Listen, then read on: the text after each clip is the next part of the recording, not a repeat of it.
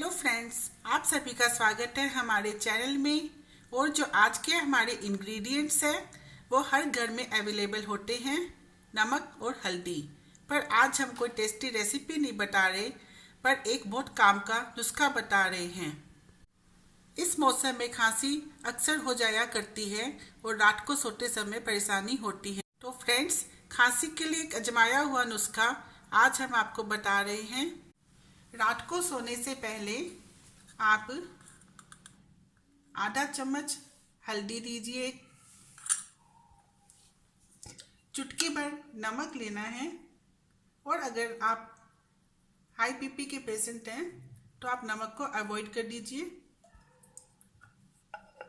और इसमें आप गर्म पानी मिलाकर पी लीजिए और उसके बाद थोड़ा गर्म पानी और पी लीजिए और फिर आपको अच्छे से नींद आ जाएगी, खांसी में आराम मिल जाएगा और 2 से 3 दिन में तो खांसी गायब ही हो जाएगी।